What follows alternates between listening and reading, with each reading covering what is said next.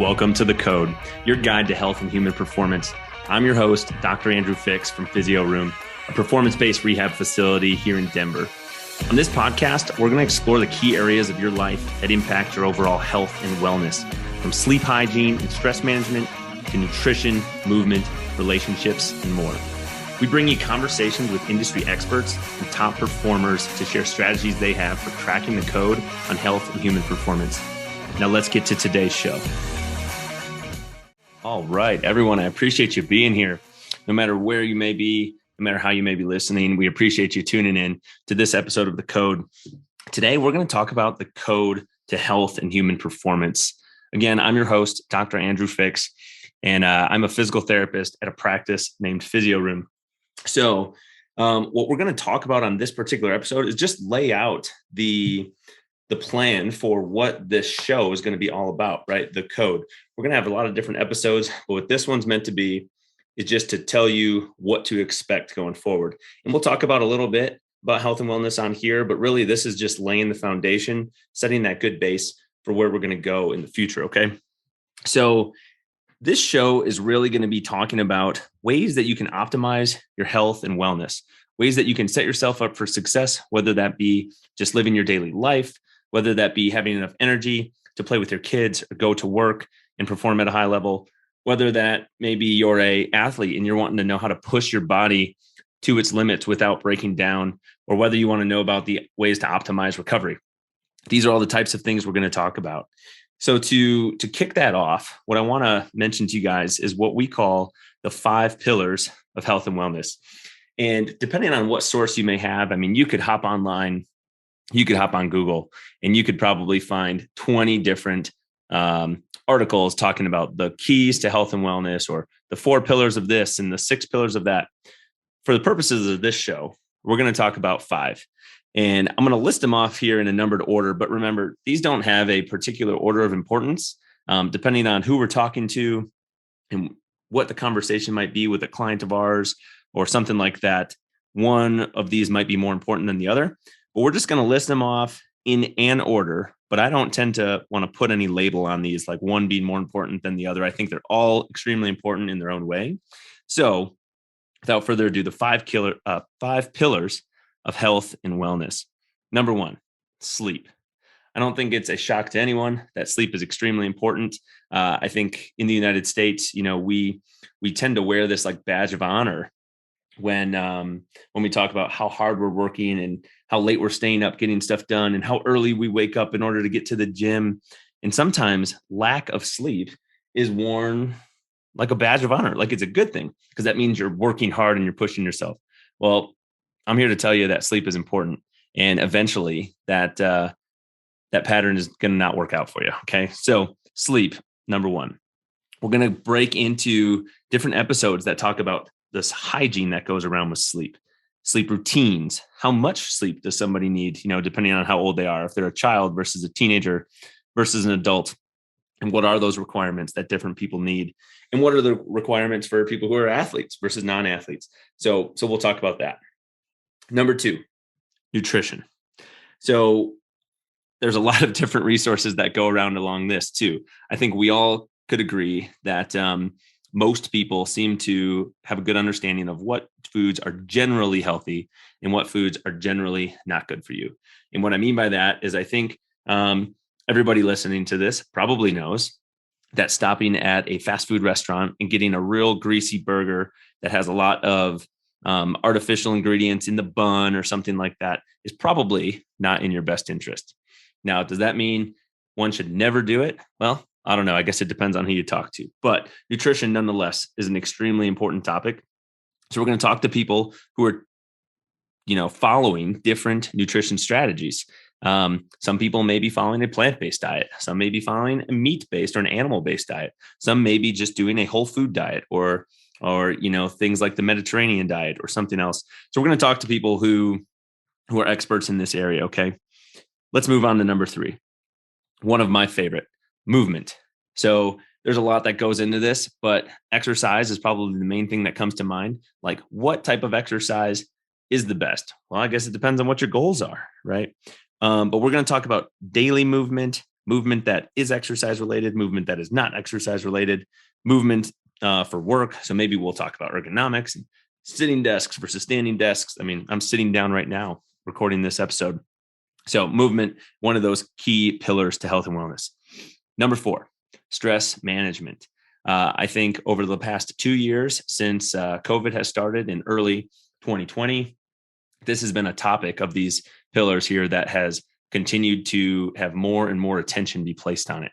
I can't tell you how many clients I have that are mental health professionals, and their schedules are absolutely slammed. Okay, you guys. So stress management, I think, one of the most important things and beneficial things, in my opinion, that has come out of this pandemic that we found ourselves in is learning to put a higher importance on managing your stress and the mental side of things, because you can't just cover it up. Okay, so we're going to talk about things like journaling or meditation, therapy, seeking out professional help, whatever that might be, in ways that you can go about management of your stress, because we're all going to have it. How you manage it, just like anything else, is going to really determine how you're able to move forward with that piece of your life. And then number 5, again, in no particular order, but number 5, relationships and community. Now you might be saying to yourself, well, what about spiritual health or social health or something like that? Where's that on the list? Well, I lump that under this category: relationships and community. Who do you surround yourself with?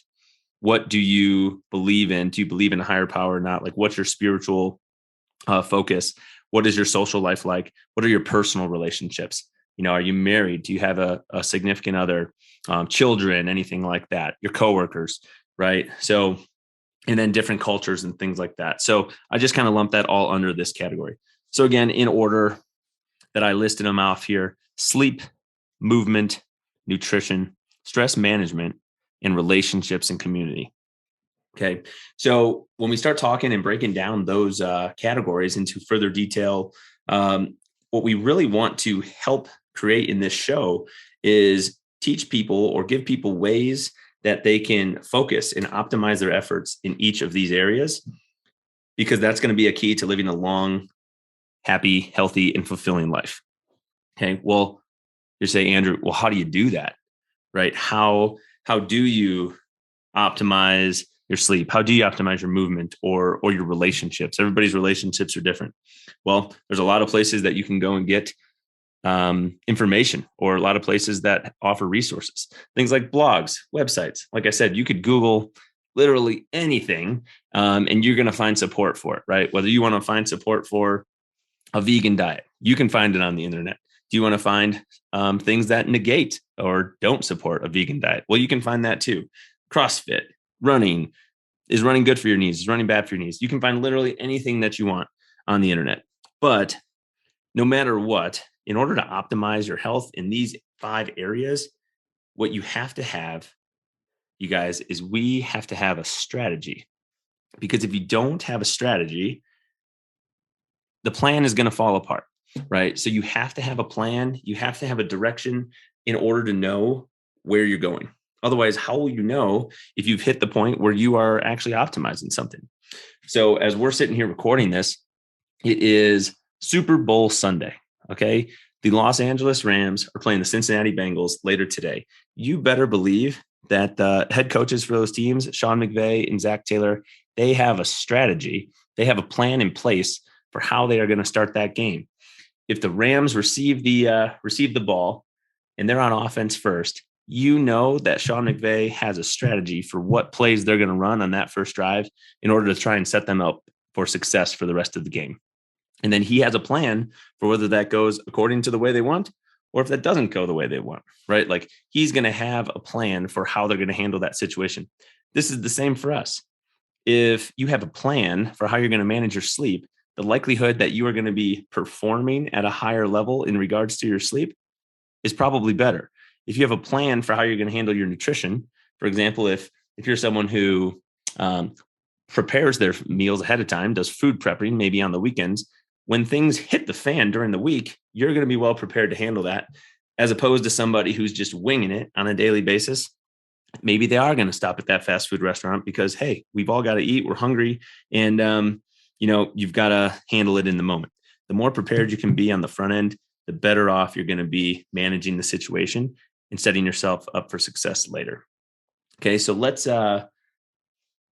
look forward to a couple of the episodes that we have coming up, right? We're going to talk to business owners. We're going to talk to gym owners. We're going to talk to people who are working in professions to help you set yourself up for success and protect these things that we talked about. So you could be doing all these things right, but if you don't have the right protection in place, things like life insurance or an insurance plan, if you were able to found yourself in a car accident, right? Ways that you can protect the things that are important in your life. We're going to talk to financial experts. We're going to talk to people who are teaching you how you can set yourself up for success later in life from a financial standpoint. Maybe you do not want to work past a certain age. Maybe you want to be able to send your children to college without having to worry about the costs associated with that or loans or anything. Okay, so looking ahead, we're going to continue to talk to these people. And based on your comments and your feedback, we would love to adapt some of the episodes that we have to make sure that we're hitting on the areas that you are interested in and wanting to find out more information about. Those are the things that we want to do. Again, my name is Dr. Andrew Fix. I'm a physical therapist at Physio Room, and this show is The Code, a guide to health and human performance. Thanks for listening, and we'll talk to you soon.